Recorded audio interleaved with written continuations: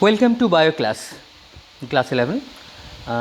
Here we will continue that nomenclature, that previous lecture, that nomenclature. Already we know that there is a limitation of the vernacular name, common name, a local name.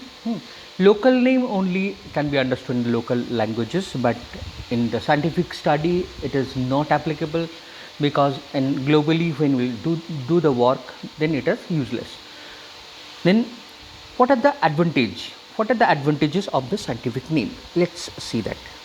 Advantages of scientific name: it is universal. First point, it is universal. It is all countries, it is applicable, in all languages it is applicable. It means any languages if we write, then we have to write in the scientific name, it's only in that format, in that Latin. Okay, it is specific. It means that only that particular organisms are having this name. There is no other, duplicate or anything. So specific name is there. The name here, number C, the name indicates some informations of genus and species. We know that later we will discuss about that. This name having the two part. First is the genus, and the second is the genus name, and the second is species.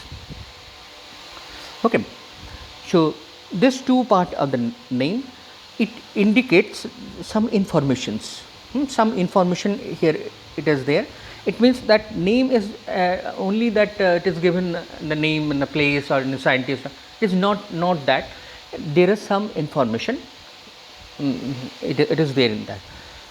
It is useful for the scientific studies.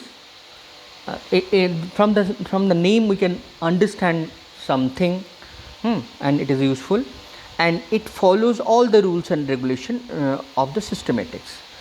It follows all the rules and regulation. Systematic, later on we will study that all these things, the systematic, it will follow the rules. Here is in your NCERT book, you can see that here the scientific name, Magnifera indica, mango. Mango is written in this. Now, how we can write that? What is the written format? Here, this rules, universal rules that we have to know. Biological names are generally in Latin and written in italics. See that this name will be in italics. It's not normal font. They are Latinized, as derived from the Latin, irrespective of their origin. Okay. Second point, the first word of the biological name represents the genus. So first part is the genus.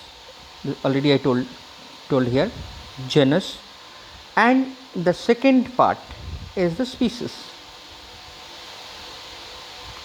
Genus and species, these two part it is there.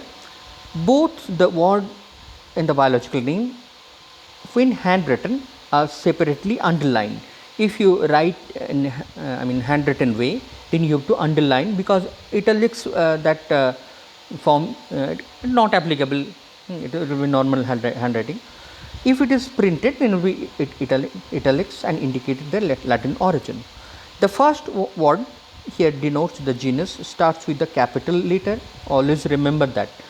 So here you can see that Magnifera aim here the capital, but here indica, this I is not capital, this is small, capital letter, while the species starts with the small letter. So these 4 points you have to keep in mind while writing scientific name, and it is this part is very important also. Now, taxonomic categories. In taxonomic categories, we know that the classification is not a single step process. Here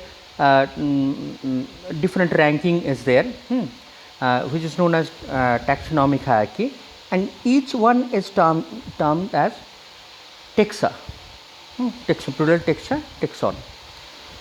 So if we see this one, the taxonomic categories, here the species is the unit.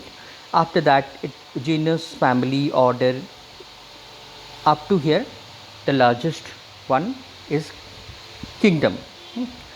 So let see that at first the species we have to understand, because it is the unit. This is the most important here. Okay. Now species. Species, a group of organism having the same ecological need, sharing a collection of the structural and functional characters, showing close similarities of genetic karyotype, capable of interbreeding, producing fertile offspring called species. So many things you have to know. Ecological niche. Ecological niche, it means the ecological role or profession, the position of an organism in ecosystem. It means that in ecosystem, the one organism is staying one particular areas, and its role, ecological role. So ecological niche, sharing a collection of the structural functional character. They are having the structural, obviously it will be the structure and the functional similarities should be there. Genetic karyotype. Genetic karyotype here, I mean genetic characteristics, genetic karyotype, the chromosomal structures and all, everything will be same. Capable of interbreeding. It means that the species here, the species and the species can breed, can do reproduction, can breed among themselves, and they can produce one offspring, fertile offspring. That is the condition of the species. So reproduction is possible in between species, and reproduction, not only that, and it will be fertile. It means the offspring will be produced from that. Then we can say it as species. Otherwise, not. You know that in some cases that tiger and the lion, tiger and the lion is a different species. They are they can reproduce. Breeding as sometimes possible, but the offspring is non fertile offspring. I mean, offspring they are producing. This offspring is non fertile. They cannot further produce the babies. All right, I think it is clear to you. This is called the species. Now look at here the few name here. Here you can see this part. This part is genus and the species here. Look at here, genus, it is a common. In case of donkey, African donkey, horse, common zebra, mountain zebra. Okay, and it is separated by the species. Genus is same in all this. If we take the name of the genus, it indicates all the animals here. But when we take the name of the species, when we say it was homunus, then it will be donkey.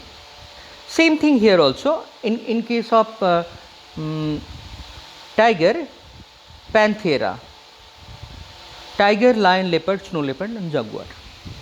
Panthera indicates this total group, that this genus. So I think you can understand genus is the much bigger than the species. And the species separates the lion, Panthera leo, leopard, Panthera pardus in these ways. Okay. Family here, that upper also, it means here the dog and cat, it is in two different family, the Felidae and Cancidae. Okay, so it is upper of that. I think you can understand this order, upper of the family. Here the animal, suppose order Carnivora, here it includes this family, the Felidae, Cancidae. It means the cat and dog, now it is in same in Carnivora. In this way, that class also upper than that. This is the order under class Mammalia. In Mammalia there is some other order also, primate in case of human being. Then ultimately it goes to the phylum. Phylum here the chordate. Chordate, it means that those who are having the backbone. Okay. In this way, it goes to the kingdom, which is animal kingdom. Means animal cells are available. So this way that classification is done. If we trace our classification, here kingdom Animalia, we are animal, animal cells we having. Phylum Chordata, we are having backbone and the vertebral column, notochord and vertebral column. Superclass Tetrapoda, having 4 limbs, mammals. Then after that, Theria, Eutheria, it means that placental forms are there. Primate, having the prime animals, that means brain is there, and human like that suborder, and ultimately Homo and sapiens, that genus and species. Okay. Taxonomical aids. How do we do the taxonomical studies? I think you know that it is useful in various ways: agriculture, forestry, industry, and various different field it is required. So how we can do that? Here is some measure. Later you can see that. Here you can see that the herbarium sits. This herbarium, it is collect, and date and the place, all these things are given, and different botanical garden, the names are there, and scientific names, it is displayed for that. You can see that the family.